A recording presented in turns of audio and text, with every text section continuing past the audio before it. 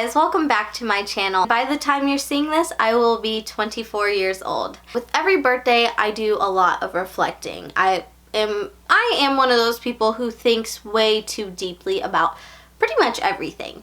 And so anytime a birthday comes around, I am thinking hard.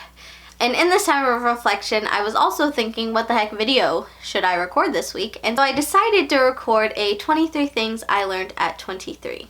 Let's not waste any time and let's just jump right into it. Something I learned at 23 was to say yes to experiencing life. I am very much a homebody. I am very much an introvert.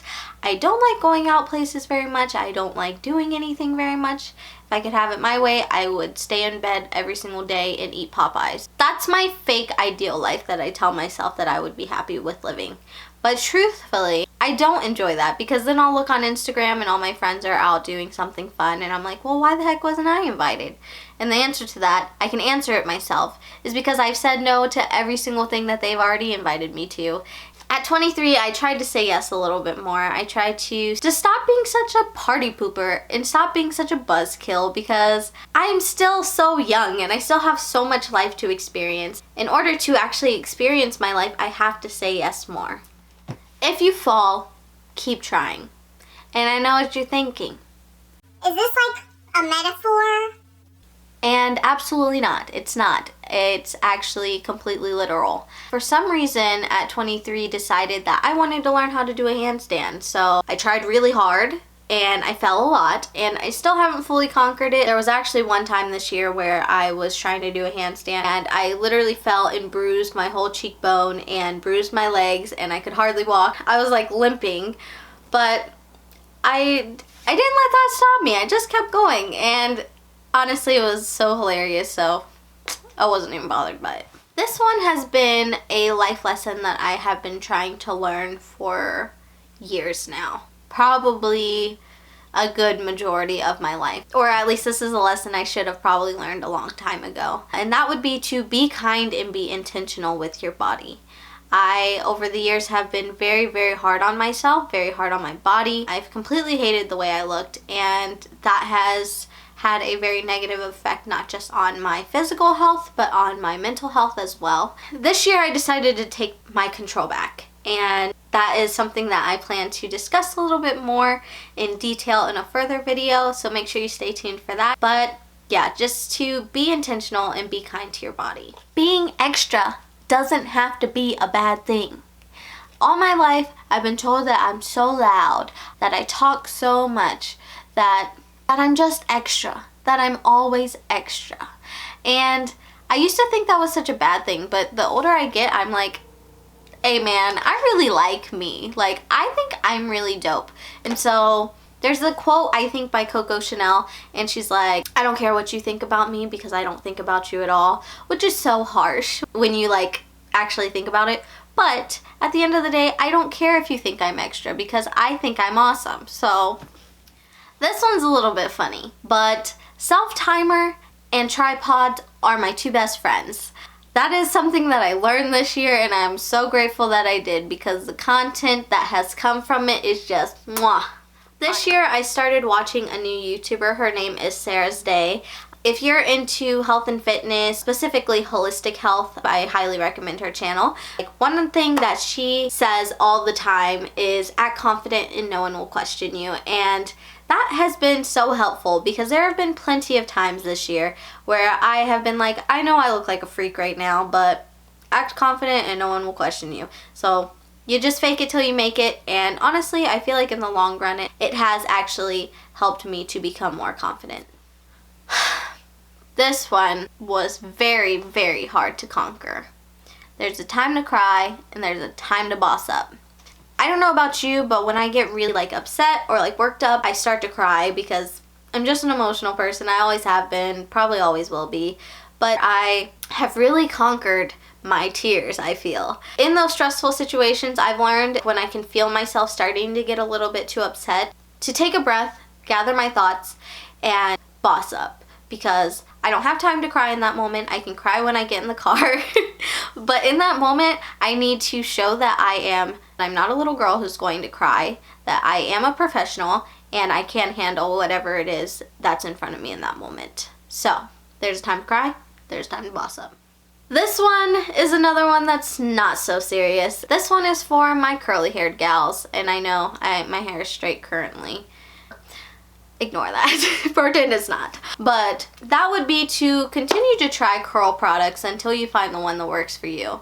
Because I have been so genuinely just annoyed at the fact that I have to try so many products and so many of them have not worked for me. So many of them have made my hair worse. And I went through a phase where my hair was super dry and like just felt super brittle, and finally found a product that works for me. So keep trying.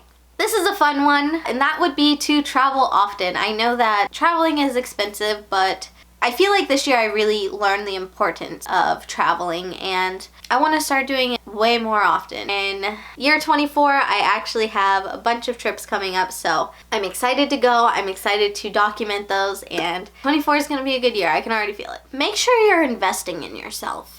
And that can be anything from reading books that will help you, listening to podcasts, to just taking a break when you need a break. The classic bath and face mask never goes out of style. And with investing in yourself, make sure that you are taking time to really reflect on yourself and to dig a little bit deeper and say, like, what negative traits do I have?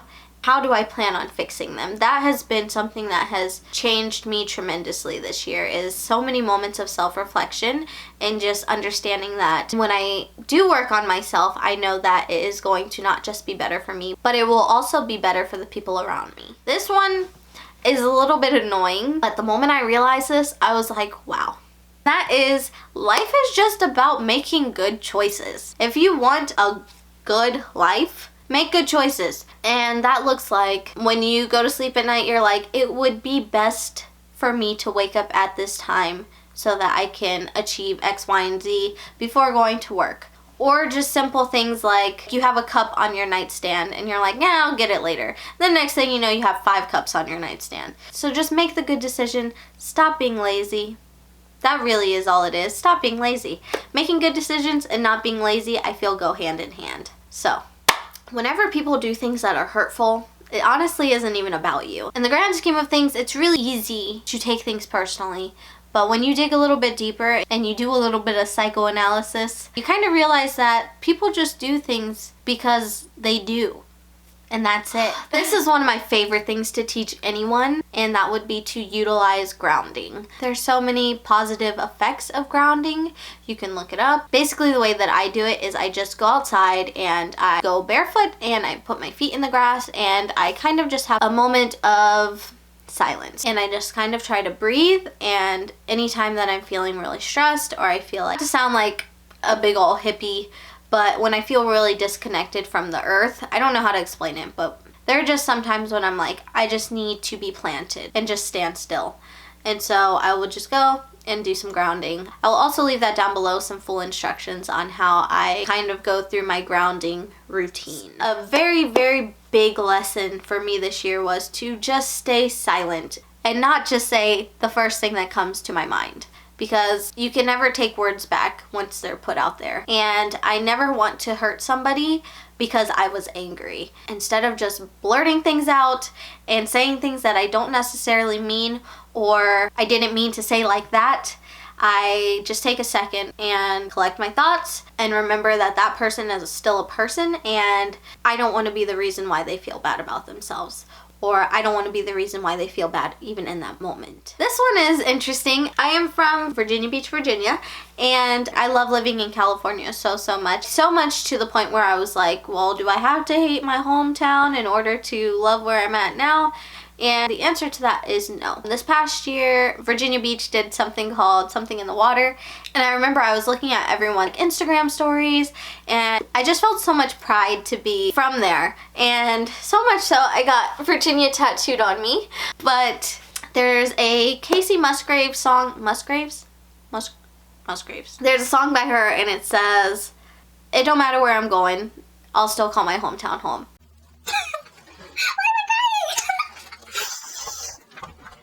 And this year with visiting Virginia, I just kind of realized I hadn't been there in like 4 years, and going back and just seeing everything that's happening there, good, bad, ugly, I just feel a lot of pride. But before, I didn't really have a sense of pride. I never hated it, I just never really thought about it. But this year, I don't know what switched in me, but like, I love Virginia. I'll always love Virginia. I'm just never moving back. Are you ready for one that will change your life? This will change the way you view people, and that is everything that anyone ever does makes sense to that person. What the heck? There's been so many times where I have been like, and I'm sure you have been like, why the heck would you do that? That was so stupid. And I just had to stop and be like, you know what? I don't know the reason why that person did that, but it made sense to them. So instead of me getting angry, instead of me getting annoyed, let me just ask, why did you do that? Why did that make sense to you? And it has saved me so much frustration. When I'm alone, I don't have to feel lonely. I used to dread being alone so much to the point where I would beg people to stay home with me, because anytime that I was alone, I was afraid of where my mind might go. And I was afraid that if I was alone that I was going to be sad. But you know what? Just because I'm alone doesn't mean I have to be lonely.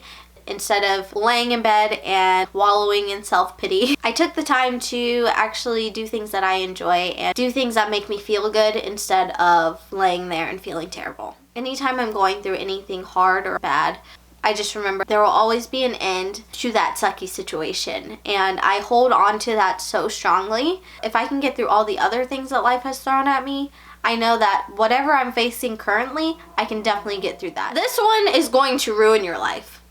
Like, absolutely ruin your life. And that is, every single piece of plastic that you ever use is going to exist forever. That ruined my life. It absolutely ruined my life. I can't justify using plastic as much anymore. Like, yay for the environment, but also like boo for me for being aware and eco-friendly, I guess. But I learned that, and it made me more aware of what I was using, and I have definitely cut back this year. My goal eventually is to be zero waste, but that will definitely be a journey. But this year specifically, I have cut down on plastic tremendously. I frequently find myself upset because I see other people achieving things that I have yet to achieve, and I start to wonder when it's going to be my turn. And I have learned that there is no true timeline and to just let life happen. I find myself in a rush so frequently to get to where I'm going. But really, take your time. Stay in your lane and stay the course. It's okay to love yourself. I have spent so many years hating myself, and I have felt so bad anytime I've complimented myself, and I'm sick of that. I think that I am super awesome. I'm pretty sure I said that earlier. I used to think that calling myself beautiful was a bad thing. Being proud of myself was a negative thing because it just made it seem like I was bragging about myself. But honestly, if you have something to brag about, do it, because no one is ever going to support you the way that you are. And so if you think something you did or something you're doing or something you're wearing or something you're working on is super awesome, it's okay to say that, and it's okay to be confident and to express pride in yourself. And there's so many people in this world that hate themselves, and I don't want to be one of those people. So I'm proud of me. I think I'm doing awesome, and I'm not ashamed to say that. This one is huge, and that is to look up. Put your phone down every now and then and actually enjoy your surroundings, enjoy the people that you're with. I have truly had to be very intentional about making sure I'm not super consumed by my phone and just looking up and actually enjoying real life and not just the fake filtered life that is within my phone screen. And Theo wanted to join me for the last one, apparently. And that is to be kind even when it is hard. In those times of anger or frustration, the last thing that I want to do is to be nice to someone who is clearly being mean to me. The thing is, I gain absolutely nothing from being mean to people. I gain everything from being kind, because it says so much about my character. Even though you're being terrible to me, I'm still being kind, I'm still being me. And I think it just says a lot about a person when they are faced with a hard situation and they're still able to be kind. So that is 23 things that I learned at 23. I am looking forward to my Kobe year. Make sure to like, comment, and subscribe. And let me know, if you could teach your younger self one thing, what would it be? Thanks guys so much for watching. See you next time. Toodles!